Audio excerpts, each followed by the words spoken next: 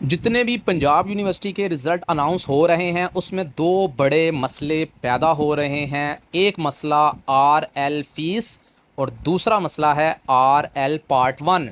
इसका क्या मतलब है, इसको किस तरीके से रिजोल्व करना है, मुकम्मल आप लोगों को मैं गाइड करूंगा। आगे बढ़ने से पहले वीडियो को लाइक जरूर कीजिएगा और चैनल को भी सब्सक्राइब कर लें।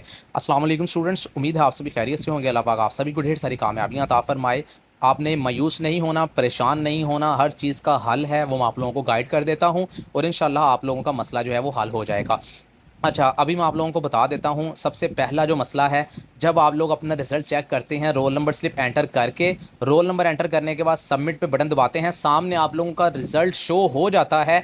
लेकिन रिजल्ट के ऊपर कोई मार्क्स शो नहीं हो रहे होते, कोई सब्जेक्ट शो नहीं हो रहा होता, जस्ट स्टेटस के आगे लिखा आ रहा होता है आर एल फीस, या फिर लिखा आ रहा होता है आर एल पार्ट वन या आर एल प्रीवियस।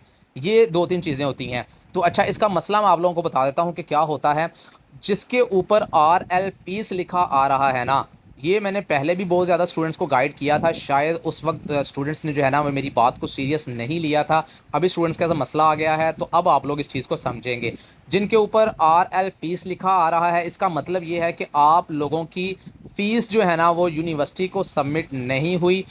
यानी ऑनलाइन सिस्टम है, ऑनलाइन सिस्टम के अंदर जो है ना वो कोई ना कोई इशू आ जाता है, सिस्टम एरर होता है। इसलिए जब आप लोग अपना ऑनलाइन एडमिशन जमा करवाते हैं, सबमिट करवाते हैं, या फिर किसी थर्ड पार्टी के थ्रू आप लोग अपना किसी बाहर से जाकर अपना एडमिशन सबमिट करवाते हैं, तो उसमें क्या होता है, बाज़ों का दो नंबर लोग होते हैं, आप लोगों का एडमिशन जमा तो करवा देते हैं लेकिन फ़ीस जमा नहीं करवाते, और वहाँ पर जी अपने से ही कोई नंबर लिख कर फ़ीस की इन्फॉर्मेशन अपडेट कर देते हैं। तो स्टूडेंट जो है ना वो बड़ी आराम से बैठे होते हैं जी कि हमारा एडमिशन जो है ना वो हो गया है, हमारा एग्ज़ाम भी दे दिया गया है। देखें, आर एल फीस का मसला जो आता है ना वो आप लोगों की फ़ीस की वजह से आता है। आप लोगों के एडमिशन भी सबमिट हो जाते हैं, आप लोगों का एग्ज़ाम भी यूनिवर्सिटी ले लेती है ताकि बच्चे का साल ज़ाया ना हो, लेकिन रिज़ल्ट के वक्त आप लोगों का रिज़ल्ट जो है ना वो रोक लिया जाता है और उस पर लिखा आ जाता है आर एल फीस। यानी आप लोगों की या तो फ़ीस जमा नहीं हुई या फिर ऑनलाइन कोई मसला था। अब आपने करना क्या है, इस मसले को हल करवाने के लिए आप लोगों के पास जो फ़ीस चालान है ना,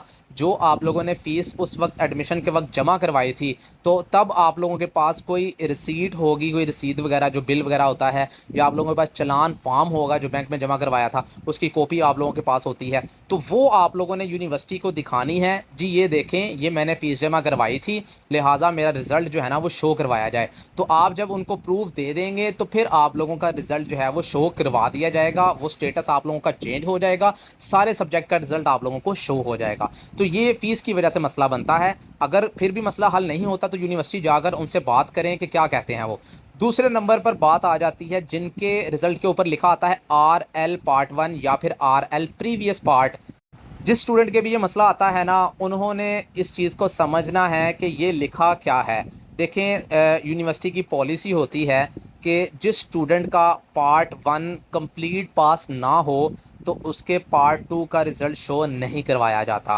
तो इसलिए इसका मतलब है कि आप लोगों की पार्ट वन में सप्ली आ गई है, और उसमें आप लोग सप्ली जब क्लियर कर लेंगे, पास कर लेंगे, पहले पार्ट को, पार्ट वन को कंप्लीट पार्ट पास कर लेंगे, फिर आप लोगों का पार्ट टू का रिज़ल्ट जो है ना वो शो हो जाएगा। तो अगर तो आप लोगों का रिज़ल्ट आ चुका है, पहले से ही आप लोगों की पार्ट वन में सप्ली है, तो काइंडली अपनी सप्ली को पास कर लें, क्लियर कर लें उसका एग्ज़ाम देकर, फिर आप लोगों का पार्ट टू का रिज़ल्ट शो हो जाएगा।